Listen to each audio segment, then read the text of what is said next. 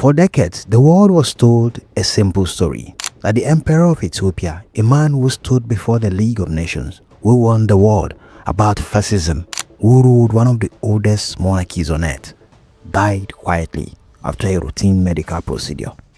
No violence, no conspiracy, just an old man at the end of his life.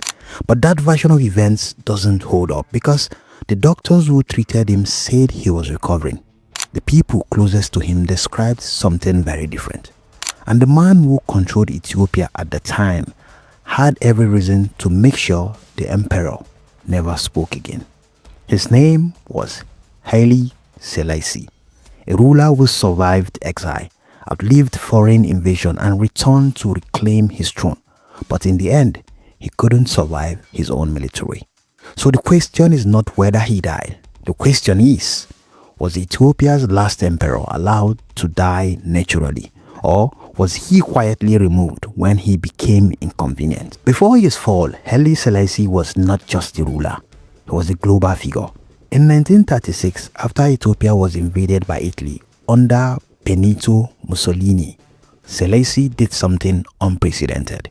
He left his country and went into exile in the United Kingdom. From there, he addressed the League of Nations, warning the world about the dangers of fascism. His speech was clear. What happened to Ethiopia would happen to others. At the time, many ignored him, but history proved him right. World War II followed shortly after, and in 1941, with British support, Selassie returned to Ethiopia and reclaimed his throne. He wasn't just an emperor anymore, he was a symbol of resistance. By the 1950s and 60s, Ethiopia had become deeply tied to global politics.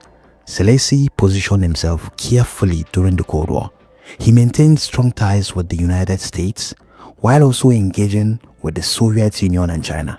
In 1959, he visited Moscow and met Nikita Khrushchev, securing development support. He later engaged with Chinese leadership, including Zhou Enlai. This balancing act allowed Ethiopia to receive aid from multiple sides. But it also created a fragile dependency because once those alliances weakened, so did his position. While Selassie built influence abroad, problems at home were growing.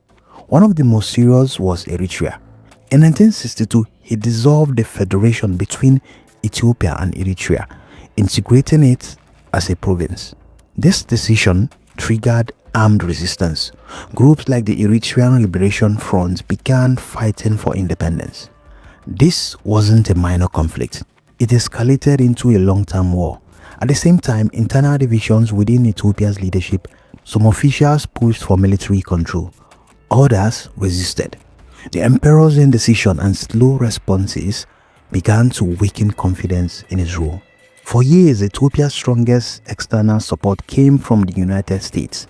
A major reason was a Kagnews station in Asmara, a key communications and intelligence base during the Cold War.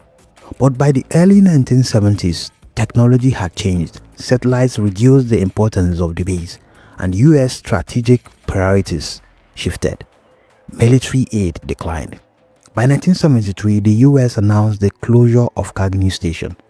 This was not just symbolic. It removed a major pillar of Ethiopia's security and economic support. Selassie attempted to rebuild ties, including visits to Washington, but with limited success.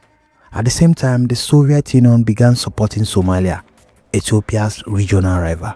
Suddenly, Ethiopia found itself isolated. Then came the crisis that would permanently damage Selassie's image. Between 1972 and 1973, a devastating famine struck northern Ethiopia. Tens of thousands died. Some estimates placed the toll between 40,000 and 80,000 in affected regions. What made the situation worse was perception. Reports emerged that Ethiopia was still exporting grain during the famine.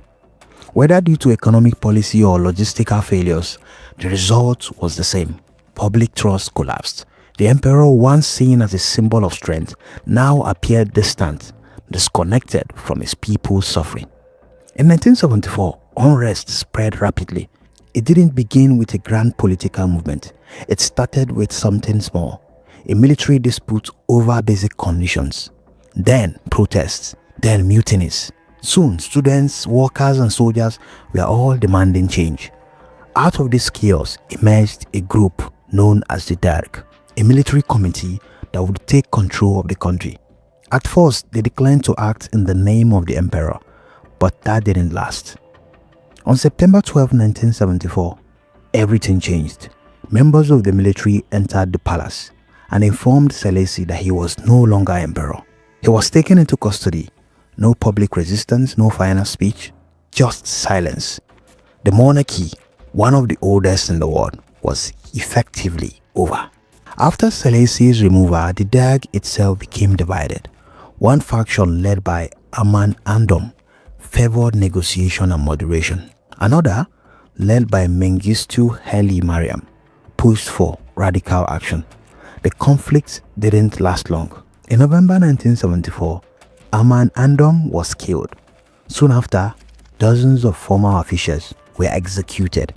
This marked the beginning of a period of extreme political violence, and it made one thing clear: power now belonged to Mengistu. Selassie remained under house arrest, cut off, isolated, surrounded by a regime that already executed others in power. Then, on August 27, 1975, the government made an announcement. The former emperor was dead. Cause of death? Complications following a prostate operation. But this explanation was immediately questioned. His personal doctor stated that the surgery had taken place months earlier and that Selassie had been recovering. Eyewitnesses' accounts added more doubt. One of his attendants described the room: a strong smell of chemicals, a body lying unnaturally still, signs that suggested something else had happened.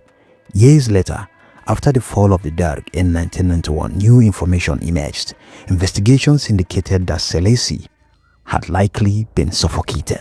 His death was not natural, it was deliberate.